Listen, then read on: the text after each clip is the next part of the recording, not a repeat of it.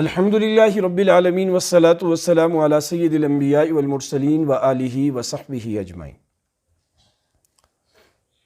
آج کی اس نشست میں دو بڑے سوال یا بڑے اعتراض جو صحابہ اکرام پر اٹھائے گئے ہیں، یا کچھ لوگ صحابہ اکرام پر یہ اعتراض کرتے ہیں، ان کا جواب اس نشست میں دینے کی کوشش کروں گا انشاءاللہ۔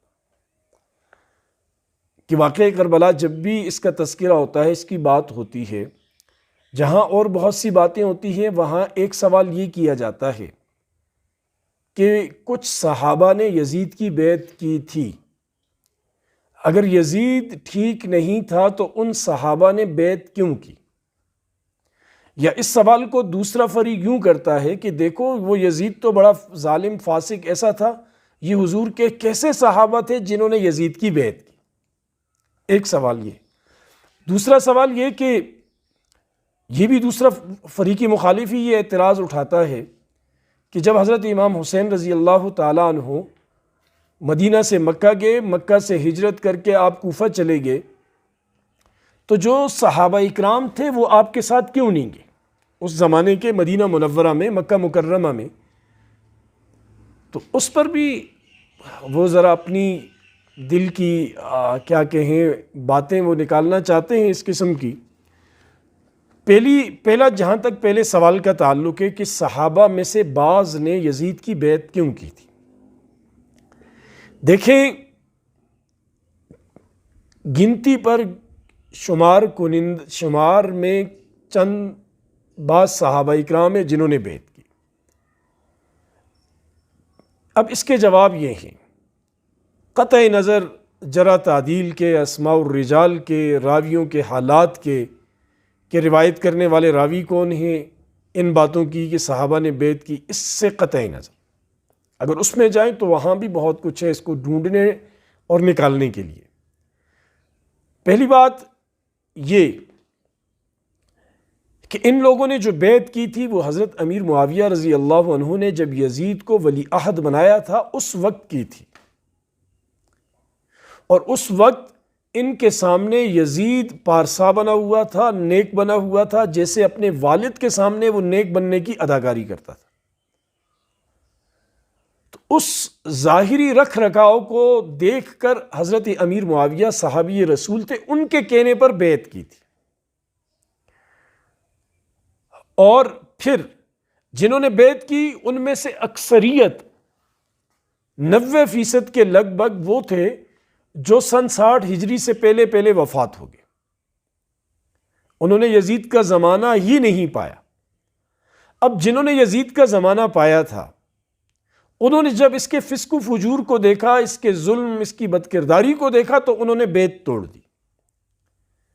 اس بات کو علامہ ابن اسیر نے بھی لکھا ہے، ابن کثیر نے بھی لکھا ہے، طبری نے بھی لکھا ہے، تاریخ ابن خلدون میں ہے، وہ لکھتے ہیں کہ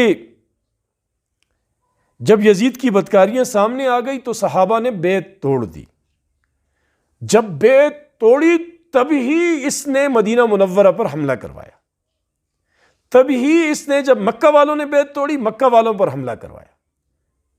اس موضوع پہ انشاءاللہ بات ہوگی کہ مدینہ منورہ پر حملہ، اس کے کیا کچھ نتائج نکلے، مکہ مکرمہ پر حملے کے کیا نتائج نکلے، کیا کچھ ظلم و ستم ہوئے۔ تو یہ دلالت کرتے ہیں اس بات پر کہ صحابہ اکرام نے بیعت توڑ دی تھی، بلکہ مدینہ والوں نے تو اس کے جو عمال تھے، اس کے جو کارندے تھے حکومت کے، سب کو نکال دیا تھا۔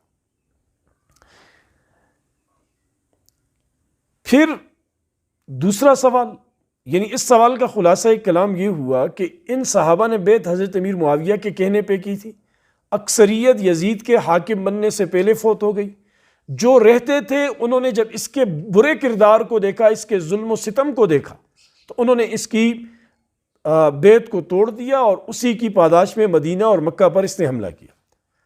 اب دوسرا سوال کہ جب حضرت امام حسین رضی اللہ تعالیٰ عنہ گئے کوفہ کی طرف، کربلا کی طرف، تو صحابہ اکرام آپ کے ساتھ کیوں نہیں؟ ویسے تو آپ کے ساتھ صحابہ اکرام تھے، 9 سے 12 تک کی تعداد ہے جو کربلا میں شہید ہوئے آپ کے ساتھ، باقی صحابہ اکرام کیوں نہیں گئے؟ اس کا بہت آسان جواب ہے، کیونکہ حضرت امام حسین رضی اللہ عنہ جنگ کرنے نہیں گئے تھے، لڑنے کے لیے نہیں گئے تھے۔ اگر وہ جنگ کرنے کی نیت رکھتے، وہ لڑنے کی نیت رکھتے اور اعلان کیا ہوتا پھر نہ جاتے تو اعتراض بنتا تھا۔ اگر وہ خروج اور لڑنے کی نیت رکھتے تو ان کو کوفہ جانے کی ضرورت ہی نہیں تھی۔ وہ تو مدینہ منورہ میں رہ کر مدینہ منورہ کو اپنی اسٹیٹ ڈکلیئر کر کے اس پر اپنی حکمرانی قائم کر دیتے، مکہ میں کر دیتے، پھر سب ان کے ساتھ کھڑے ہوتے اور وہ ماحول بنتا۔ لہٰذا آپ اس نیت سے ہی نہیں گئے تھے، جس کی وجہ سے آپ کے بھائی محمد بن حنفیہ بھی آپ کے ساتھ نہیں گئے، آپ کے چچا زاد بھائی عبداللہ ابن جعفر رضی اللہ تعالیٰ عنہما بھی نہیں گئے۔ تو اس لیے یہ اعتراض بھی بجا نہیں ہے، کیونکہ اس کی میں نے خلاصتاً آپ کو بتا دیا کہ ان حضرت امام حسین کی نیت لڑنے جھگڑنے کی نہیں تھی، لشکر کشی کی نہیں تھی۔ وہ تو وہاں گئے اور ماحول ایسا بنا، ان بدبختوں بد نصیبوں نے اس پاکیزہ لشکر کو شہید کیا، وہ ایک الگ کہانی ہے، انشاءاللہ اس پر بھی بات ہوگی۔ اللہ پاک مجھے آپ کو سمجھ کی توفیق نصیب فرمائے۔